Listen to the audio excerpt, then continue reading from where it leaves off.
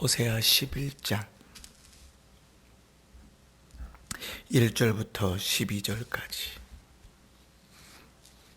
우리 11절까지만 읽으십시다. 11절까지 11장 1절부터 11절까지 우리 함께 봉독합니다. 시작. 이스라엘이 어렸을 때에 내가 사랑하여 내 아들을 애굽에서 불러냈거늘 선지자들이 그들을 부를수록 그들은 점점 멀리하고 바알들에게 제사하며 아로새긴 우상 앞에서 분향하였느니라. 그러나 내가 에브라임에게 걸음을 가르치고 내 팔로 안았음에도 내가 그들을 고치는 줄을 그들은 알지 못하였도다. 내가 사람의 줄 곧 사랑의 줄로 그들을 이끌었고 그들에게 대하여 그 목에서 멍에를 벗기는 자 같이 되었으며 그들 앞에 먹을 것을 두었노라. 그들은 애굽 땅으로 되돌아가지 못하겠거늘 내가 돌아가기를 싫어하니 아수르 사람이 그 임금이 될 것이라. 칼이 그들의 성읍들을 치며 빗장을 깨뜨려 없이 하리니 이는 그들의 계책으로 말미암음이니라. 내 백성이 끝끝내 내게서 물러가다니 비록 그들을 불러 위에 계신 이에게로 돌아오라 할지라도 일어나는 자가 하나도 없도다. 에브라임이여 내가 어찌 너를 놓겠느냐. 이스라엘이여 내가 어찌 너를 버리겠느냐. 내가 어찌 너를 아드마같이 놓겠느냐. 어찌 너를 스보임같이 두겠느냐. 내 마음이 내 속에서 돌이키어 나의 긍휼이 온전히 불붙듯 하도다. 내가 나의 맹렬한 진노를 나타내지 아니하며 내가 다시는 에브라임을 멸하지 아니하리니 이는 내가 하나님이요 사람이 아님이라. 내 가운데 있는 거룩한 이는 진노함으로 내게 임하지 아니하리라. 그들은 사자처럼 소리를 내시는 여호와를 따를 것이라. 여호와께서 소리를 내시면 자손들이 서쪽에서부터 떨며 오되 그들이 애굽에서부터 새같이 아수르로부터 비둘기같이 떨며 오리니 내가 그들을 그들의 집에 머물게 하리라. 나 여호와의 말이니라. 아멘. 호세아 11장, 12장 두 장이 이제 7번째 설교가 됩니다. 여러분, 호세아서 하면 어떤 이미지가 생각이 나십니까? 호세아서 하면 불쌍한 선지자 호세아, 그런 생각이 나지요. 하나님이 그 인생을 쓰셔서 그 백성들을 가르치시는 내용들이잖아요. 근데 그러한 내용들은 사실은 1에서 3장 그 정도까지밖에 기록되지 않고 그 이후로는 9편의 설교가 기록되어 있는 것이거든요. 그런데 그 내용들을 보면 사실은 읽기 싫은 내용입니다. 좋은 말도 여러 번 들으면 좋지 않다고 하는데 책망하고 회개하라 하고 돌아오라 하는데 그 이야기가 듣기가 좋겠습니까? 그지? 우리처럼 매일 한 장씩 읽어가면 호세아 맨 마지막 14장까지 읽을 동안에 한 10번 이상은 책망하는 소리를 듣는 것이니 그 소리가 좋겠습니까? 열흘을 계속 주기장창 회개하라는 소리만 들으면 좋겠습니까? 그러나 여러분, 하나님께서 우리에게 회개하라 하시고 하나님 우리를 징계하시겠다 하시고 또 우리를 실제로 매를 들어서 내리치시고 또 우리를 혼나게 하시고 고생하게 하시는 것은 하나님 우리를 사랑하시기 때문에 그렇습니다. 사랑하지 않으시면 그렇게 하지 않습니다. 여러분, 사랑의 반대말이 뭐 같아요? 사랑의 반대말이 미움, 혹 이렇게 쉽게 생각할 수 있지만 미움은 사랑의 또 다른 표현입니다. 사랑의 반대말은 무관심이지요. 사랑하지 않으면 관심을 두지 않습니다. 하나님께서 그 자녀들을 사랑하시지 않는다면 그 죄에 대하여 혼을 낼 이유도 선지자를 보낼 이유도 징계할 이유도 없으세요. 그냥 그대로 죄 가운데 내버려 두시면 됩니다. 우리가 로마서 1장에서 보잖아요. 그들이 죄 가운데 그대로 내버려 두사 그들이 행하는 일들, 살아가는 삶 자체가 하나님의 심판대 앞에서 지옥 갈 명분들이 되어져 간다고요. 오래 살면 오래 살수록 그 명분이 더 쌓이는 것이지요. 그죠? 그 하나님 그대로 내버려 두십니다. 그러나 하나님 사랑하시면 어떡하지요? 하나님께서 선지자로 보내셔서 권면하기도 하시고 또 한 번 얘기하고 두 번 얘기하고 세 번 얘기하기도 하시고 또 때로는 징계하셔서 매를 들기도 하시고 혼을 내기도 하시지요. 그런 하나님의 모습이 그대로 교회의 정치 가운데 특별히 장로교 정치 가운데 들어와서 권징이 그렇게 있습니다. 그래서 목사가 개인적으로 혹은 성도가 개인적으로 예배를 잘 드리셔야 됩니다. 예배 시간에 그렇게 예배 드리시면 안 됩니다. 그렇게 권면했는데 안 들으면 그 다음에는 장로님과 함께 그 얘기 뭐예요? 당회로 부른다는 얘기예요. 직분을 가지고 계신데 예배가 기본인데 예배가 무너져 버리면 안 됩니다. 예배 잘 들으십시오. 당회에 불러서 이야기했는데도 그가 고쳐지지 않으면 그 다음은 어떻게 해요? 징계를 내리는 거죠. 어떻게 해요? 한 달 동안 저 맨 예배당 맨 뒤에 가서 우리 뒤에 가서 예배 드리라 그래도 뭐 마음 꼼짝도 안 하겠지만서도 예배당 맨 뒤에 가서 근신하면서 회개하며 기도하십시오. 권면하는 것이죠. 그래도 말을 안 들으면 어떻게 하라고요? 내쫓으라 그래. 내쫓으라. 그지? 교회는 권징을 하는 것은 그를 세우기 위함이잖아요. 세우기 위함.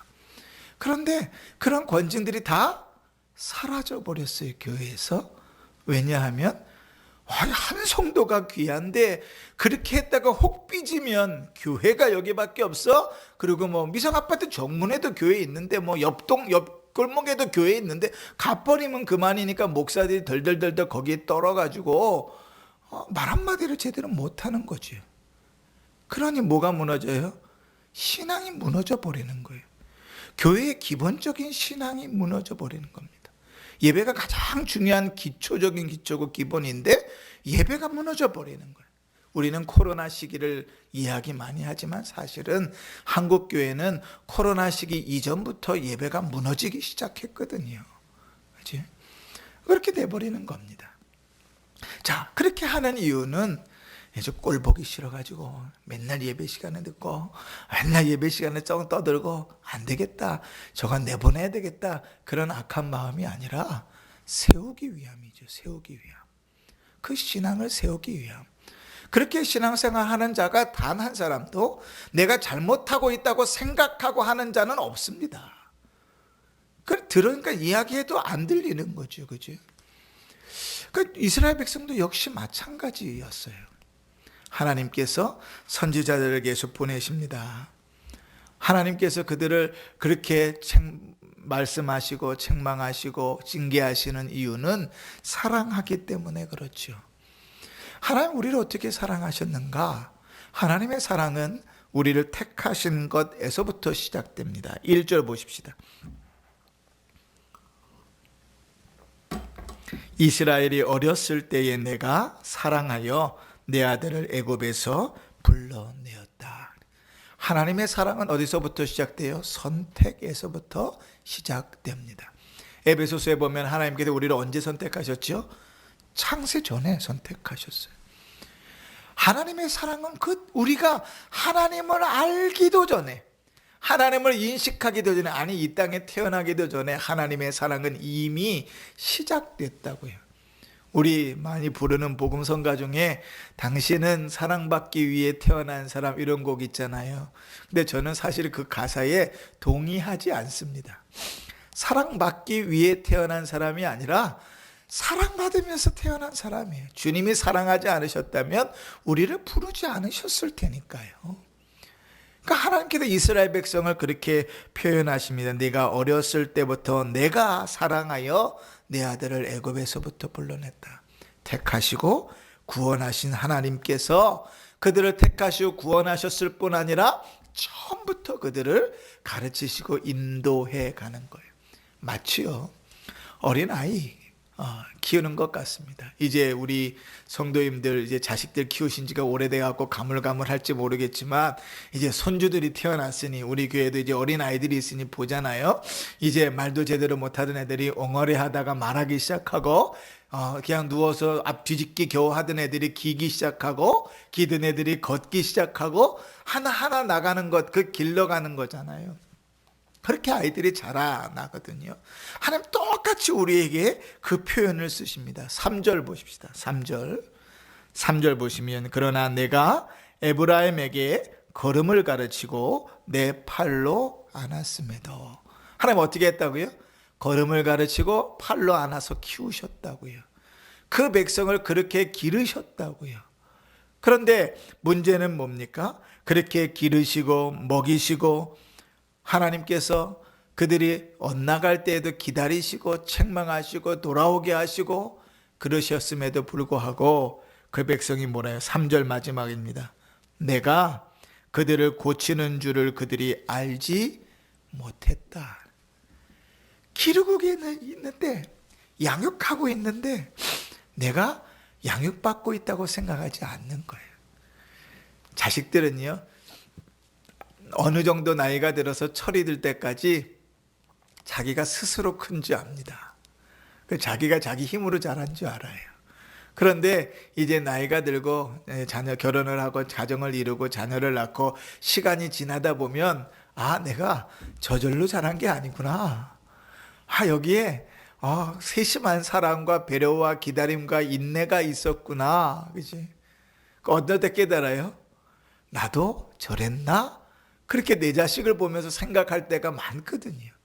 나도 저랬나? 아내하고 저도 이렇게 대화하면서 그런 얘기를 가끔씩 합니다.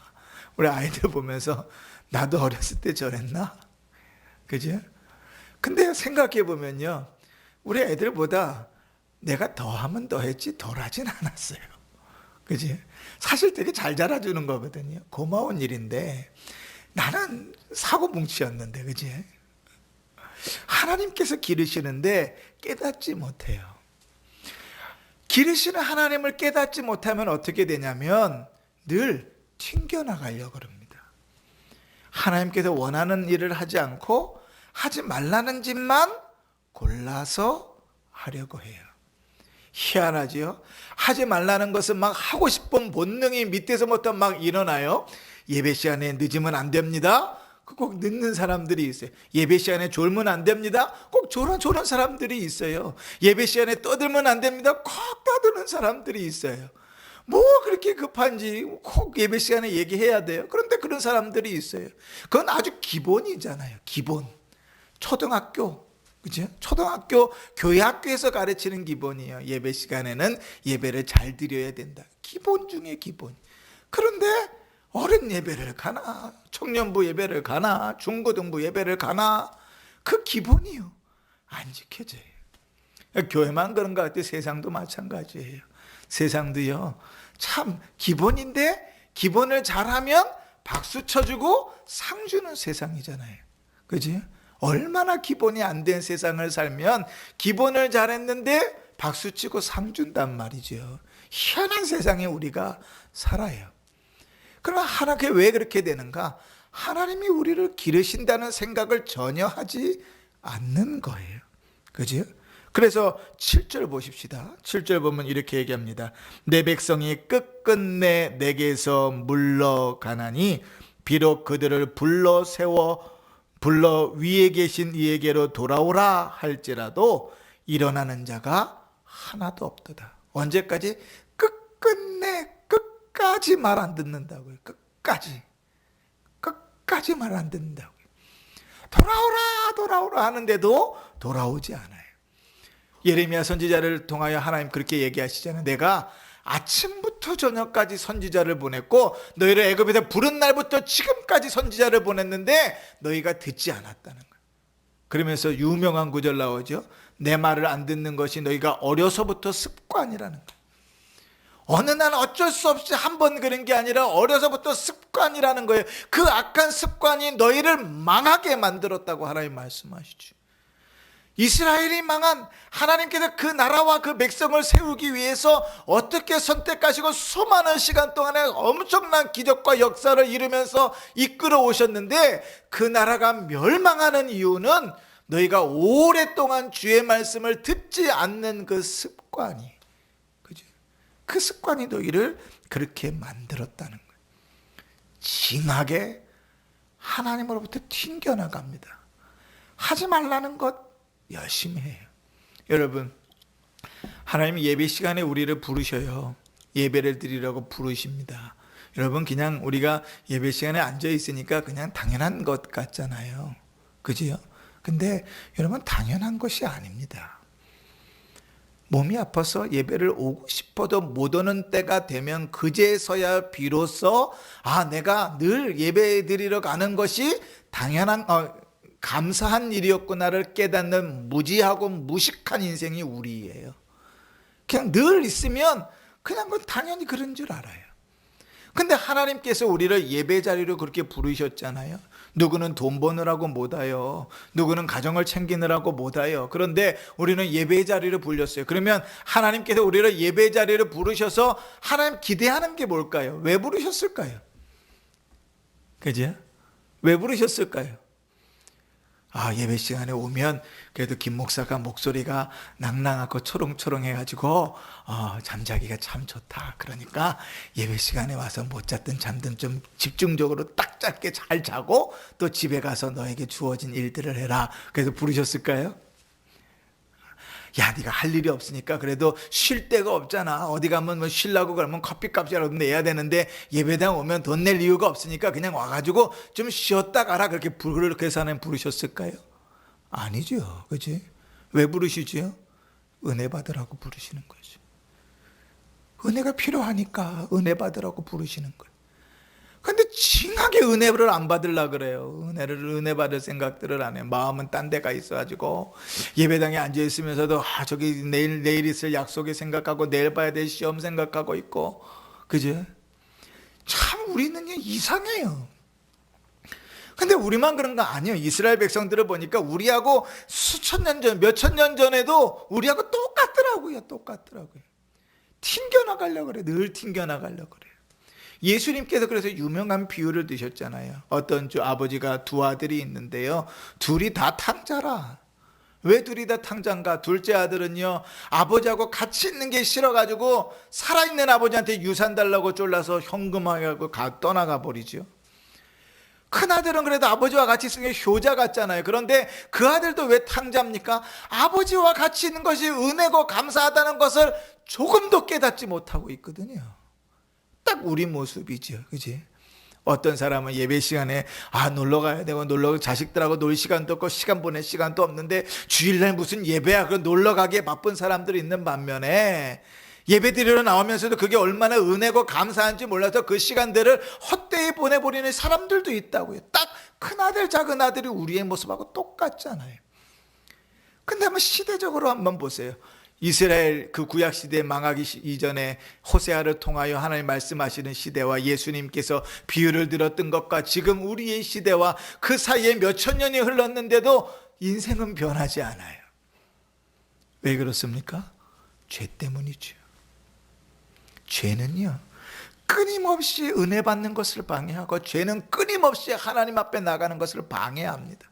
사단은 이 순간에도 흔들어요. 우리가 착각하는 게 있어요. 예배당은 거룩한 곳이니까, 하나님이 계시는 곳이니까 예배당에 들어오면 사단 마귀가 틈타지 못한다. 천만에요. 그건 우리 착각일 뿐이에요. 예배당 아닌 예배당의 기도굴 속으로 들어가도 사단은 그 가운데서도 임할 수 있다고요. 시공간을 초월해서 우리를 흔들어 놓을 수 있다고요. 언제 어디서나 사단은 우리를 흔들어 놓을 수 있어요. 그러니 끊임없이 주님이 원하는 바는 있지만 원하지 않는 대로 사는 거예요. 그러니까 바울이 내가 내 마음에 원하는 바는 있으되 원하지 않는 일을 행하고 산다고 오호라 나는 곤고한 자로다 라고 말하는 이유가 거기에 있죠. 근데 여러분, 이런 생각을 해보셨습니까? 자식이 집을 나갔습니다. 집안에 있는 통장이라는 통장은 다 훔쳐가지고 집문서까지 다 빼가지고 집을 나가서 남아있는 부모는 길거리에 나앉게 생겼어요. 이렇게 집을 나가버렸습니다. 그리고 몇 년 동안 연락도 없이 지냅니다. 그럼 여러분 그 자식을 기다리시겠습니까? 우리 성도님들은 사랑이 많으시니까 기다리시겠죠. 근데 부모라면 사실 쉽게 그 마음을 놓지 못하잖아요. 그런데 사람은 그러한 상황들이 실제로 맞닥뜨리면 도망가든지 버려버립니다. 만약에 남편이 가정을 책임지지 않는다고 생각해 보세요. 그럼 어떻게 하시겠습니까? 요즘 같으면 나이와 관계없이 당장 이혼하자 그러겠죠. 그죠? 사랑이 있다고 이야기하는데 사랑이 없다고요. 그런데 우리 하나님께서는 어떠신가 한번 보세요. 8절 보십시다. 8절. 에브라임이여 내가 어찌 너를 놓겠느냐? 이스라엘이여 내가 어찌 너를 버리겠느냐? 내가 너를 어찌 아드마같이 놓겠느냐? 어찌 너를 스보임같이 두겠느냐? 내 마음이 내 속에서 돌이켜 나의 긍휼이 온전히 불붙듯 하도다. 아멘. 무슨 말씀인지 이해가 되시죠? 내 마음이 불붙듯 뜨겁게 뭐하고 있다고요? 사랑하고 있다고요. 그 백성이 지금 11장 1절부터 다시 쭉 읽어보세요. 그 백성이 지금 뭐하고 있어요? 어려서부터 키우고 먹이고 입히고 양육했는데도 불구하고 내가 너를 키우고 있는지도 모르고 끊임없이 계속 하나님을 떠나가요. 죄 가운데서 살아요. 주님을 버리면서 살아요. 자기 마음대로 살아요. 자기 뜻대로 살아요. 그렇게 살아가고 있는데 주님 뭐라고요? 내 마음이 너를 사랑하는 그 마음이 불붙듯 하는데 내가 어찌 너를 놓겠느냐? 내가 어찌 너를 버리겠느냐? 그러고 보면 여러분, 호세아 선지자가 우리가 호세아서를 읽으면서 1장부터 그냥 주구장창 하나님께 얻어맞잖아요. 그죠?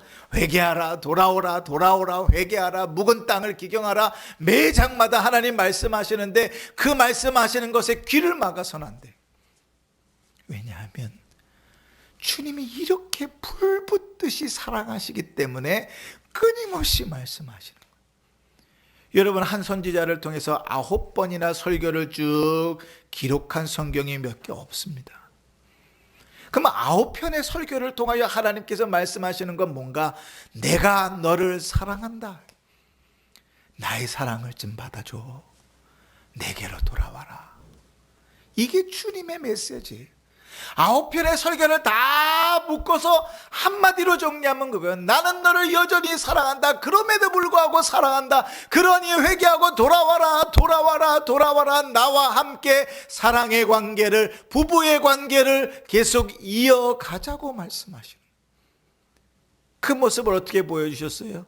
고멜이 자식을 셋을 낳고 도망가 버리잖아요.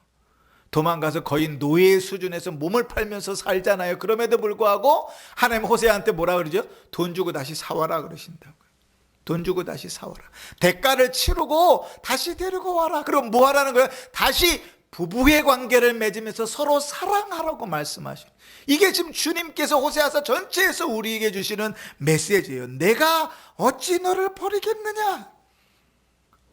그리고 이렇게 약속하셔요. 11절 보세요. 그들은 애굽에서부터 새같이 아수르에서부터 비둘기같이 떨며 오리니 내가 그들을 그들의 집에 머물게 하리라. 나 여호와의 말이니라. 아멘. 결국은 어떻게 될 거예요? 돌아올 거라고요. 돌아오게 하신다고요.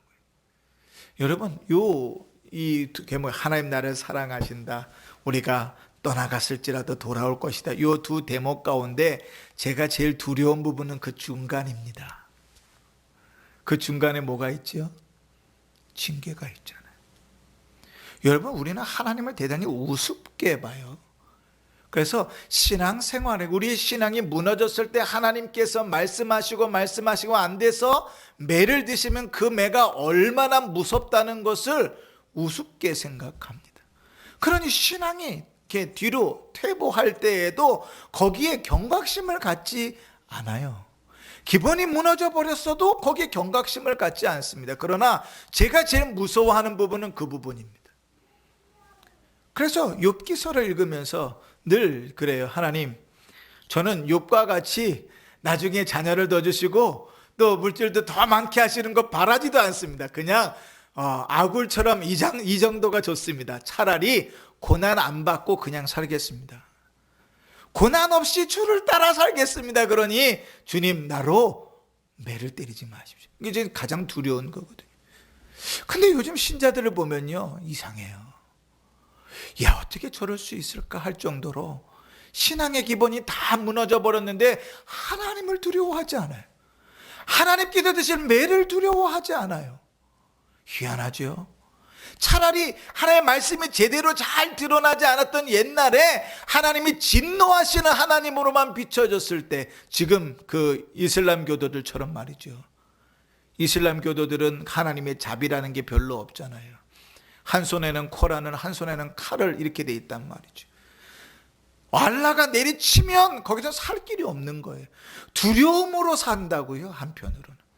근데 우리 하나님은 그런 분은 아니에요. 그러다 보니까 사랑의 하나님만 강조하다 보니 하나님께서 우리를 돌아오게 하실 때 쓰시는 것이 얼마나 엄청난 것이라는 것을 몰라요.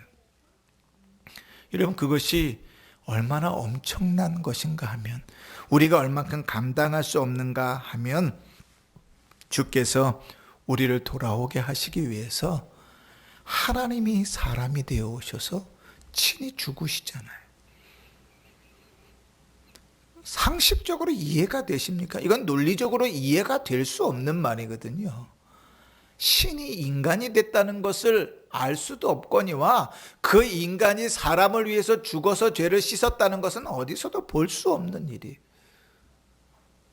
근데 왜 그렇게 했는가? 그럴 수밖에 없을 정도로 구제불능이라고요. 구제불능. 그 죄 가운데 하나님 돌아오게 하실 것이다. 그러니 이것이 복음이 아니면 뭐겠습니까? 그렇지? 하나님께서 이사야 선지자를 통해서 우리의 모습을 이렇게 정의하셨어요. 저는 늘 이 말씀을 마음속에 이렇게 조아리는데, 뭔가 하면 이사야 53장 6절에 이렇게 말씀하셔요. 우리는 다 양 같아서 그릇 행하여 각기 제 길로 갔거늘. 이게 우리의 현주소입니다. 우리는 양 같아요. 양은 혼자서 길을 찾아가는 법이 없습니다. 양은요, 자기 마음대로 살아갑니다. 목자의 인도함이 없이는 살 수도 없고요, 먹을 수도 없고요, 구원받을 수가 없어요. 그런데 주님께서 우리를 그렇게 표현하십니다. 그래서 우리의 죄악을 그에게 담당시키셨다고 말씀하시는 거예요. 하나님의 사랑이 아니고는 불가능한 것입니다. 여러분, 제가 정말 좀 설교를 잘해서 참 아름답게, 멋있게, 논리적으로 감동되게 이 말씀을 잘 전했으면 좋겠는데 참 저의 한계를 봅니다. 저는 복음을 전할 때마다 내가 한 책 한 권이라도 좀 더 읽을 걸, 내가 조금이라도 더 공부할 걸 좀 한탄하는 사람 중에 하나거든요. 이 귀한 걸 어떻게 좀 더 그 풍성한 아름다움을 설명할 수 있을까? 근데 설명할 길이 없어요. 그러나 여러분, 이 저녁에 우리가 나를 그렇게까지 사랑하시는 하나님을 만날 수 있으면 좋겠습니다. 나를 하나님이 어떻게 사랑하시는지를 깨달을 수 있으면 좋겠습니다. 하나님이 그렇게 사랑하심을 내 심중에서부터 인정할 수 있으면 좋겠습니다. 그러면 울지 말라도 울면서 기도하게 되고, 회개하지 말라도 그래도 회개하게 되고, 하나님 앞에 예배하지 말라 그래도 예배하게 되고, 찬송하지 말라고 입을 틀어 막아도 찬송하게 된다고요. 우리 안에 그 기쁨과 감사가 넘쳐날 수 있기를 바랍니다. 디도서 2장 12절에 이렇게 말씀하십니다. 우리를 양육하시되 경건하지 않은 것과 이 세상의 정욕을 다 버리고 신중함과 의로움과 경건함으로 이 세상을 살도록 양육하신다. 이게 하나님이 우리를 기르시는 목적입니다. 여러분, 우리는 하나님이 목적하신 바대로 잘 자라고 있습니까? 하나님이 기르시는 줄도 모르고 오늘 이스라엘 백성들처럼 그렇게 삽니까? 내 스스로 잘 큰 것처럼 착각하고 삽니까? 주님의 사랑을 발견할 수 있길 바랍니다. 우리가 지난 주일에 원로 목사님을 통해서 말씀을 들었습니다. 저는 아내하고도 이렇게 나눴지만 마음속 깊이 그 말씀들 때문에 은혜가 돼가지고 기도하면서 발버둥을 치는데요. 늘 첫 번째 물었던 게 그거예요. 내 안에 구원의 기쁨이 정말 있는가? 기뻐하라, 기뻐하라 말씀하신 것은 겉으로만 폼 잡으란 말이 아니라 네 속에서부터 그 구원의 기쁨이 그 겉으로 표현되고 있는가를 말씀하신다고 목사님 말씀하셨는데, 거기에 내 마음을 치는 거예요. 그 음성에 나에게 구원의 확신이, 그 기쁨이 정말 살아있는가 묻습니다. 그리고 두 번째 말씀하셨지요. 관용하라. 너의 관용을 알게 하라. 근데 아무리 생각해봐도 내 안에 그 구원의 기쁨이 없이는 관용할 수가 없더라고요. 내 실력으로는 너그러울 수가 없더라고요. 주님께서 나를 구원하시고 나 같은 자도 구원하셨다는 그 기쁨으로만이 참 관용과 참 너그러움을 가질 수 있겠더라고요. 내 실력으로는 불가능하겠더라고요.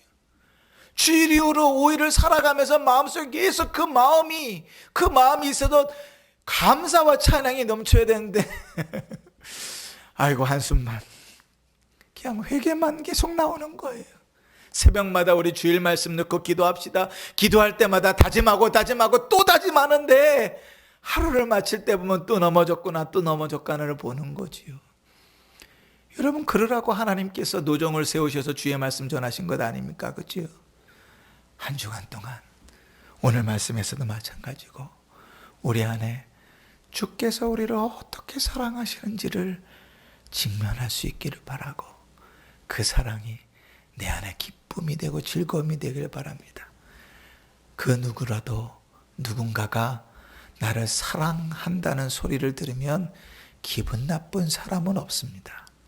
하물며 하나님께서 나를 사랑하신다고 말씀하시고 미가 선지자를 통하여서는 내가 너로 인하여 기쁨을 이기지 못하며 너를 잠잠히 사랑하며 즐거이 부르며 기뻐하리라 말씀하시는 것처럼 그렇게 우리를 사랑하시는데, 그 하나님의 사랑 앞에 우리가 감사할 수 있기를 바라고, 그 사랑이 모두 다 우리가 다 알 수 없을지라도 시간이 흐를수록 그 사랑의 풍성함을 알아갈 수 있기를 바라고, 그 속에서 배은망덕한 자식이 아니라 하나님의 사랑을 입은 자로서 합당한 모습으로 살아가는 복된 은혜가 있기를 주의 이름으로 축원합니다. 아멘. 기도하십시다. 우리 이 시간에 먼저 기도하기는 우리의 신앙을 좀 돌아보면서 한번 물어보십시다. 주님께서 에베소 교회를 향해서 너희가 첫사랑을 잊었다 말씀하시는데, 내 안에 정말 구원의 기쁨이 남아있는가 한번 점검해 보십시다.